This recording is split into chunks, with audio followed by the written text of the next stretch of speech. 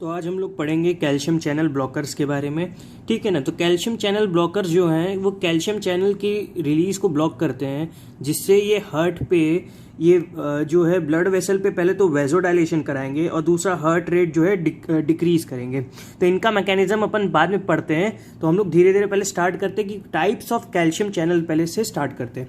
तो 3 तरह के कैल्शियम चैनल होते हैं, एक पी टाइप, एक एल टाइप, एक एन टाइप। ठीक है ना। इसके अलावा बहुत सारे कैल्शियम चैनल होते हैं। एक टी टाइप भी होता है जो कि आपका सीएनएस में पाया जाता है।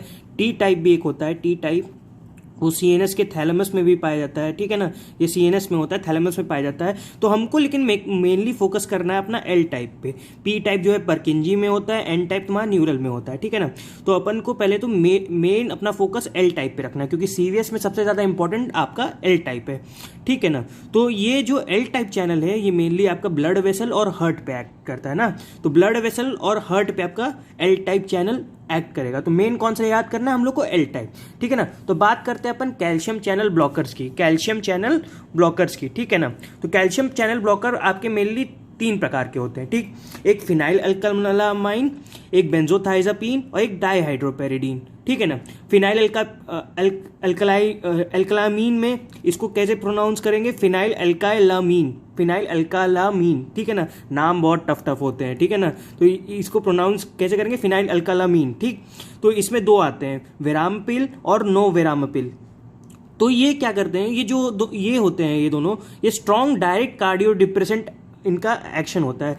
ठीक है ना। तो ये जो होते हैं ना वो हार्ट रेट को बहुत ज़्यादा डिक्रीज कर सकते हैं। इनके पास क्षमता होती है कि हार्ट रेट को बहुत ज़्यादा डायरेक्ट इफेक्ट से वो डिक्रीज कर दें। और इनडायरेक्टली ये क्या करेंगे, इनडायरेक्टली ये क्या करते हैं, वेजोडाइलेशन कराएंगे, क्योंकि कैल्शियम चैनल ब्लॉकर है। कैल्शियम चैनल को ब्लॉक करेगा तो भाई जो है अपनी ब्लड वेसल वो वेजोडाइलेट होगी। तो वेजोडाइलेशन होगा, तो वेजोडाइलेशन होता है तो क्या होता है आपको पता है कि जो है आपका बीपी जो है DBP वो डिक्रीज हो जाता है। तो जो DBP आपका डिक्रीज होता है, आपका जो DBP डिक्रीज हो जाता है, उसका क्या इनडायरेक्ट इफेक्ट क्या होता है, इनडायरेक्ट इफेक्ट से क्या होता है, इनडायरेक्ट इफेक्ट हार्ट रेट पे क्या पड़ेगा, इनडायरेक्ट इफेक्ट। तो क्या आप समझते हैं, DBP is inversely proportional to indirect effect. ये समझते हैं अपन, इनडायरेक्ट हार्ट रेट। ठीक है ना। तो ये थोड़ा सा बढ़ा देता है। ठीक। तो इसका जो है हार्ट रेट बहुत कम हुआ तो ये मैनेज करके, लेकिन जो फाइनल आउटकम अपना बचता है वो डिक्रीज ही हार्ट रेट होता है। ठीक है ना। तो ये वेरामपिल और नो वेरामपिल ये डायरेक्ट कार्डियो डिप्रेसेंट ही मानेंगे इनको ज़्यादातर। ठीक है ना। DBP के कारण इनका इफेक्ट थोड़ा सा, मतलब कि थोड़ा सा इनका DBP जो है, DBP हम लोग जानते हैं DBP is inversely proportional to indirect heart rate, तो हल्का सा बढ़ेगा लेकिन ओवरऑल इफेक्ट जो है वो डिक्रीज हार्ट रेट ही रहेगी। तो अब दूसरी ड्रग की बात करते हैं, बेंजोथाइजापीन। ये इसमें आता है डेल्टियाजम। ठीक है ना। डेल्टियाजम जो है विरामापिल से थोड़ा सा इससे कम होता है कार्डियो डिप्रेसेंट एक्शन। अब अपन बात करते हैं डाईहाइड्रोपेरिडीन्स पे। डाईहाइड्रोपेरिडीन को क्या कहते हैं, DHP। अब इनकी पहले तो कैरेक्टरिस्टिक फीचर देखते हैं। ठीक है ना। कैरेक्टरिस्टिक फीचर क्या है इसकी, तो ये minimal direct cardio depressant action करेंगे। अब देखिए जो होता है ये DHP, ये मेनली ब्लड वेसल पे काम करता है, इसका हार्ट पे ज़्यादातर कोई एक्शन नहीं होता, इसीलिए इसको हम लोग कहते हैं peripherally acting calcium channels. Peripherally acting calcium channels यहाँ लिखा भी है, कहाँ लिखा है यहाँ पे, कि ये mainly act on blood vessel और पेरिफेरली एक्टिंग होते हैं कैल्शियम चैनल ब्लॉकर। ठीक है ना। तो अगर ये केवल और केवल ब्लड वेसल पे काम करेंगे, ठीक है ना, तो ब्लड वेसल को वेजोडाइलेशन कराए, वेजोडाइलेशन हुआ तो डिक्रीज DBP डिक्रीज होता है, तो जो है इनडायरेक्ट इफेक्ट से इसका हार्ट रेट बढ़ जाएगा। तो ये हार्ट रेट को बढ़ा देते हैं, ये हार्ट रेट को बढ़ा देते हैं। इसीलिए इसको कॉन्ट्रा इंडिकेट करते हैं। कहाँ पे कॉन्ट्रा इंडिकेट करते हैं, एंजाइना में कॉन्ट्रा इंडिकेट करते हैं। ठीक है ना। एंजाइना में इसको नहीं दे सकते, अगर एंजाइना हुआ तो वहाँ पे हम लोग को हार्ट रेट डिक्रीज करना होता है, decrease work on heart rate. तो इसलिए वहाँ पे डाईहाइड्रोपेरिडीन हम लोग क्या करते हैं, अवॉइड करते हैं। इसको कहाँ देते हैं हम लोग, मोस्टली इसको कहाँ देते हैं अपन, इसको देते हैं अपन हाइपरटेंशन जैसी बीमारियों में। ठीक है ना।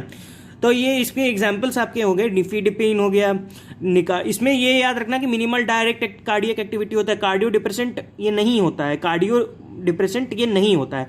ठीक है। इसके एग्जाम्पल्स है निफिडिपिन, निकार्डिपिन, निसोलिडिपिन, निट्रेनडिपिन, आइसराडिपिन, लैक्टिडिपिन, अम्लोडिपिन, फेडोल्डिपिन, इसके बारे में अपन बात करेंगे आराम से, ठीक है ना। इसमें कुछ कुछ ड्रग्स इंपॉर्टेंट, उसके बारे में अपन आराम से बात करेंगे। तो अब इस पे बात करते हैं mechanism of action in blood vessel. कोई भी दवा है, कैल्शियम चैनल ब्लॉकर ही होगा, तो मैकेनिज्म बिना जाने अपन कुछ नहीं कर सकते। अगर मैकेनिज्म जान ले तो पूरी दवा जान गए हम लोग, ठीक है ना। तो mechanism of action in blood vessel देख लो, ये कैल्शियम चैनल ब्लॉकर है, ये डिक्रीज कर देते हैं frequency of opening of calcium channel. ये जो कैल्शियम चैनल की ओपनिंग है उसकी फ्रीक्वेंसी को कम कर देते। फ्रीक्वेंसी मतलब बार बार होना उसकी कम कर देते हैं, ठीक है ना। तो इससे क्या होगा कि इससे जो है एंट्री कैल्शियम की कम हो जाएगी into tunica media of vessel wall, ठीक है ना। ट्यूनिका मीडिया समझते हैं, ठीक है ना। तो इसमें जो है कैल्शियम की एंट्री जो है कम हो जाएगी। अब जब कैल्शियम की एंट्री कम हुई तो रिलैक्सेशन हो जाता है, ठीक है ना। तो relaxation of smooth muscles in tunica media of vessel wall, तो क्या लीड करेगा? वेसोडाइलेशन, ठीक है ना। सिंपल सी बात है। तो क्या होता है मेनली इसमें ब्लड वेसल पे क्या इफेक्ट डालता है आपका कैल्शियम चैनल ब्लॉकर? ये क्या करवाएगा? वेसोडाइलेशन। क्या करवाएगा? वेसोडाइलेशन। अब आते हैं mechanism of action in heart, ठीक है ना। तो कैल्शियम चैनल ब्लॉकर अगर हम लोग हार्ट में देते हैं तो डिक्रीज एक्टिविटी ऑफ हार्ट में बता चुका हूं, तो डिक्रीज एचआर हो जाएगा, एवी कंडक्शन कम हो जाएगा, कॉन्ट्रैक्टिलिटी कम हो जाएगी, ठीक है ना, ठीक है ना। तो एक्शन इसका देख लो, वेसोडाइलेशन इन ब्लड वेसल और डायरेक्ट कार्डियो डिप्रेसेंट एक्शन, सिवाय एक्सेप्ट डीएचपी, ठीक है ना, डायहाइड्रोपिरिडीन, ठीक है ना। ये एक्शन हो गए इसके। अब बात करते हैं इसकी ड्रग्स के बारे में, ठीक है ना। हाँ, तो ये एक चीज और देख लो कि कैल्शियम चैनल ब्लॉकर है, अगर वेसोडाइलेशन कराएगा तो डिक्रीज ब्लड प्रेशर होगा, ब्लड प्रेशर तो डिक्रीज हो जाएगा। इसीलिए क्या करेगा? इसको कंपनसेटरी मैकेनिज्म से कंपनसेट तो करना होगा यार। डिक्रीज ब्लड प्रेशर हुआ तो कंपनसेटरी मैकेनिज्म कुछ होना चाहिए, ठीक है ना। कुछ तो कंपनसेटरी, अगर आपकी बॉडी में कोई भी फिजियोलॉजिकल चेंज होता है तो उसके लिए कुछ ना कुछ कंपनसेटरी मैकेनिज्म काम करने लगता है। तो इसका अगर ब्लड प्रेशर आपका डिक्रीज हुआ तो क्या होगा? रिफ्लेक्स टैकीकार्डिया हो जाएगा, ब्लड जो टैकीकार्डिया हार्ट रेट बढ़ जाएगा, क्योंकि इसका कंपनसेट करना है इसी ब्लड प्रेशर को, ठीक है ना। तो यही लिखा है, reflex tachycardia is neutralised by using drugs causing direct depressant action on heart, ठीक है ना। अब देखो कैल्शियम चैनल ब्लॉकर्स के बारे में पढ़ते हैं। 3 तरह की दवाइयां हमने पढ़ी, डीएचपी पढ़ी, बेंजोथाइजापीन पढ़ी, फिनाइलएल्कालामीन पढ़ी। अब डायहाइड्रोपेरिडीन के कुछ कैरेक्टरिस्टिक फीचर के बारे में बात करते हैं। पहले तो ये जो डीएचपीज होते हैं ये सेफ इन प्रेगनेंसी होते हैं, ये इसको प्रेगनेंसी में हम लोग दे सकते हैं बिना सोचे, ठीक है ना। तो इसकी एक ड्रग मैं बताता हूं, निकार्डिपिन के बारे में। तो ये लॉन्गेस्ट एक्टिंग होती है parenteral calcium channel blocker. Parenteral मतलब समझते हैं, जो हम लोग ओरली नहीं दे सकते, उसी को क्या कहते हैं अपन?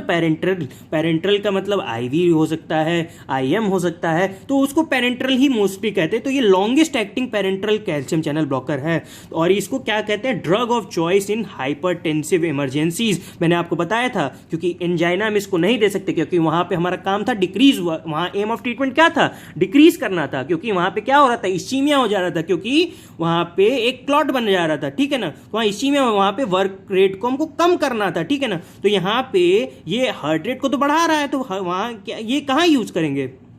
हाइपरटेंसिव इमरजेंसीज में, तो ठीक है ना। तो combined with beta blockers to avoid reflex tachycardia, क्योंकि ये देखो यहाँ पे ये वेसोडाइलेटरी इफेक्ट ज्यादा इसका होता है, ठीक है ना। इसीलिए यहाँ पे हाइपरटेंसिव इमरजेंसीज में इसको यूज करते हैं, ठीक है ना। तो combined with beta blockers to avoid reflex tachycardia. अब इसको बीटा ब्लॉकर्स के साथ देते हैं ताकि रिफ्लेक्स टैकीकार्डिया पन्ना ना हो। अगर रिफ्लेक्स टैकीकार्डिया हुआ तो दिक्कत हो जाएगी ना यार, ठीक है ना। तो यहाँ पे बीटा ब्लॉकर्स भी इसीलिए देते हैं, क्योंकि बीटा हम लोग जानते हैं बीटा 1 रिसेप्टर कहाँ पे होते हैं? बीटा 1 रिसेप्टर होते हैं हार्ट पे वो क्या करवाते हैं? स्टिमुलेशन करवाते हैं, हार्ट का स्टिमुलेशन इंक्रीज एचआर हो जाएगा। तो यार इसीलिए बीटा ब्लॉकर अगर हम लोग दे देंगे तो रिफ्लेक्स टैकीकार्डिया नहीं होगा, ठीक है ना। अब बात करते हैं दूसरी ड्रग डीएचपी में निफेडिपिन की। निफेडिपिन तो इसके क्या है? शॉर्ट हाफ लाइफ है, ठीक है ना। High chance of reflex tachycardia, इसकी बहुत ज़्यादा संभावना है कि ये रिफ्लेक्स टैकीकार्डिया कॉज कर दे। और increase risk in angina in coronary artery disease, CAD. आपने पढ़ा है सीएडी में क्या होता है? सभी जानते हैं, हमको बताने की जरूरत तो है नहीं, ठीक है ना। और इस्चेमिक हार्ट डिजीज, तो ये मैंने पहले बताया था कि इसको कॉन्ट्रा इंडिकेट करते हैं। डीएचपी को पूरी तरीके से कहीं भी ऑप्शन में आए कि हाँ कौन सी दवाई को, कौन सी कैल्शियम चैनल ब्लॉकर को हम लोग एंजाइना में कॉन्ट्रा इंडिकेट करता है, बिना सोचे डीएचपी मारना है आपको, ठीक है ना। तो ये हो गया आपका nifedipine, increase risk of angina in coronary artery disease and ischaemic heart disease. और इसके बाद देखना है sustained release preparation of nifedipine and amlodipine safe in अबर कंडीशन। अगर हम लोग इसको एक सस्टेन्ड रिलीज में दें, थोड़ा थोड़ा करके धीरे धीरे धीरे धीरे धीरे धीरे इन्फ्यूजन में दें, तो ये दिया जा सकता है, अम्लोडिपिन और निफेडिपिन दिया जा सकता है, क्योंकि एकाएक जो इसका इफेक्ट आता है वो धीरे धीरे आएगा, तो इसलिए सस्टेन्ड रिलीज में हम लोग कभी कभार दे सकते हैं।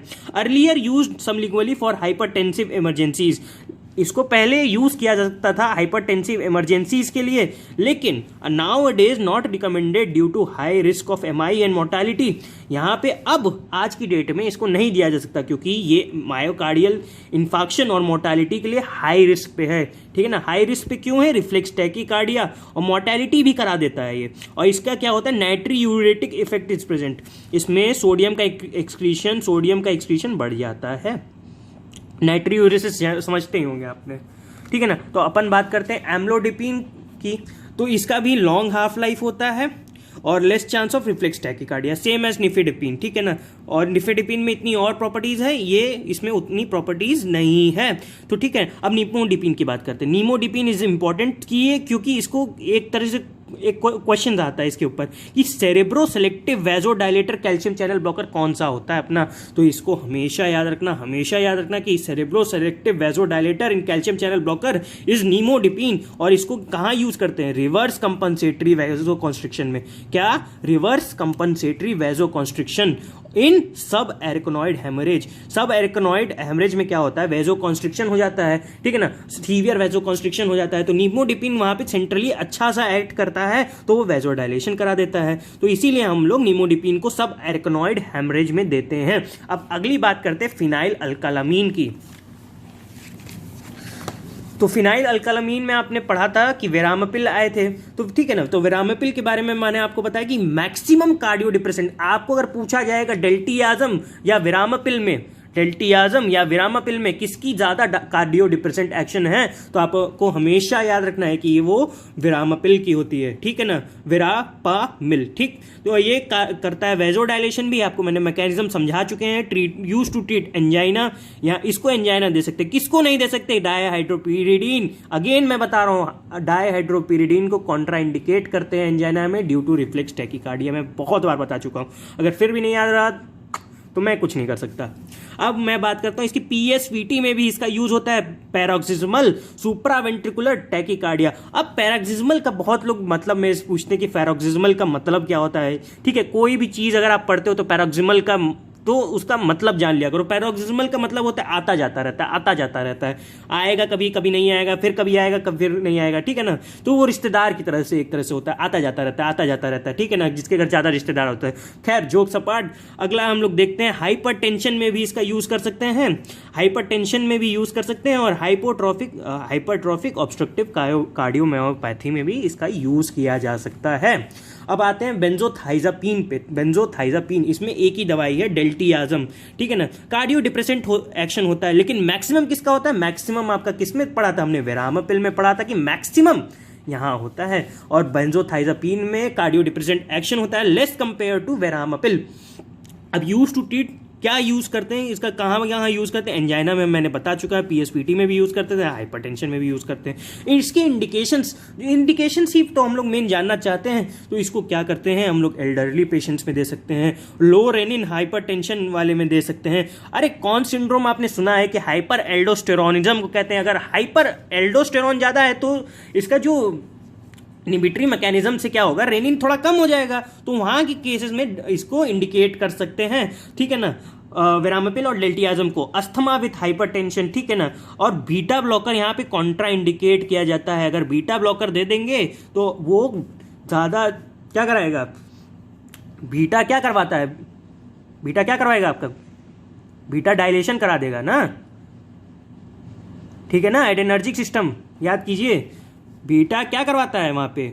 बीटा रिसेप्टर क्या करवाते हैं वहां पे? बीटा रिसेप्टर ब्रोंको डायलेशन करवाते हैं, सांस ज्यादा लेनी होती है, ठीक ना। बीटा ब्लॉकर दे देंगे तो ब्रोंको कॉन्स्ट्रिक्शन करा देंगे, ठीक है ना, उसको प्रेसिपिटेट कर देंगे अस्थमा को आपके, ठीक है ना, बाय कॉजिंग ब्रोंको कॉन्स्ट्रिक्शन, ठीक है ना, लिखा भी है, ठीक है। थोड़ा सा रिलेट करना सीखिए, migraine with hypertension, migraine with hypertension में भी दे सकते हैं। Verapamil is used for prophylaxis of migraine, ठीक है ना, ये याद रखने की चीज़ें हैं। पेरिफेरल वैस्कुलर डिजीज में भी दे सकते हैं। Calcium channel blocker cause vasodilation and increase perfusion to extremities. अच्छा, पेरिफेरल वैस्कुलर डिजीजेज में आपने पढ़ी है, पैथोलॉजी में जाए आप पढ़ोगे, पैथोलॉजी में मेरे को बताने की जरूरत नहीं है, पैथोलॉजी में एकदम बढ़िया से पढ़ोगे पेरिफेरल वैस्कुलर डिजीजेज कौन कौन सी होती हैं, ठीक है ना। तो वहाँ पे भी देते हैं क्योंकि वो वेजोडाइलेशन कराएंगे, और वेजोडाइलेशन करवाएंगे, वेजोडाइलेशन हुआ तो ज़्यादा ब्लड फ्लो करेगा, इंक्रीज परफ्यूजन हो जाएगा। और ये कहाँ यूज़ करते हैं? आइसोलेटेड सिस्टोलिक हाइपरटेंशन में, ठीक है ना। अब वेरामापिल और डेल्टियाज़म के बारे में थोड़े से स्पेशल पॉइंट में बता देता हूँ, ये कहाँ कहाँ कॉन्ट्रा इंडिकेट करते हैं। तो conditions involving decrease conductivity of heart. अब देखो, पहले ही कंडक्टिविटी डिक्रीज है, पहले ही हार्ट की कंडक्टिविटी डिक्रीज है, कार्डियो डिप्रेसेंट ऊपर से हम लोग दे रहे हैं, कार्डियो डिप्रेसेंट और कम कर देगा, तो ये इस कंडीशंस में कॉन्ट्रा इंडिकेट करते हैं। और कंडक्टिविटी ऑफ हार्ट कौन सी डिजीज कम करती है, कंडीशंस कौन सी होती हैं? तो वो 6 sinus syndrome, abnormality in conduction of pathway. 6 sinus syndrome याद रखिएगा कि कॉन्ट्रा इंडिकेट करते हैं कौन सी दवाओं को? वेरामापिल और डेल्टियाज़म। कौन सी दवा? वेरामापिल और डेल्टियाज़म, ठीक है ना। अब इसको कंजेस्टिव हार्ट फेलियर में भी नहीं दे सकते, ठीक है ना। कंजेस्टिव हार्ट फेलियर में कार्डियो डिप्रेसेंट है, वहाँ पे आउटपुट बढ़ाना है हमको, ठीक है ना। और never combined with beta blocker, beta blocker के साथ कभी भी इसको कंबाइन नहीं करेंगे। मैं 3-4 बार पहले डिस्कस कर चुका हूँ। अब बात करते हैं क्लेविडिपिन के बारे में। क्लेविडिपिन एक नई दवा है, ठीक है ना। ये ultra short acting dihydropyridine, ultra short acting, बहुत कम समय के लिए, और इसको भी यूज़ किया जाता है हाइपरटेंसिव इमरजेंसीज में। अब कुछ मैं बात कर लेता हूँ साइड इफेक्ट की, ठीक है ना। ये साइड इफेक्ट क्या होते हैं? Side effect of calcium channel blocker, calcium channel blocker, ठीक है ना। आप देख लीजिएगा अपने से, मैं लिख दे रहा हूँ, ठीक है ना। Side effect of calcium channel blocker, इसमें 3 चीज़ें आती हैं, ठीक है ना। हमेशा याद रखिएगा, हेडेक होता है, इसमें हेडेक होता है, कॉन्स्टिपेशन होता है, और क्या होता है? गम हाइपरट्रॉफी। गम हाइपर क्या होता है? गम हाइपरट्रॉफी, ठीक है ना। तो ये 3 चीज इसकी साइड इफेक्ट है, क्या क्या? हेडेक, कॉन्स्टिपेशन और गम हाइपरट्रॉफी। तो ठीक है, तो इतना रहा आपका कैल्शियम चैनल ब्लॉकर, और नोट्स आपको डिस्क्रिप्शन में मिल जाएंगे। और थैंक यू, कुछ पूछना होगा तो कमेंट्स में पूछ लीजिएगा। Thank you, bye.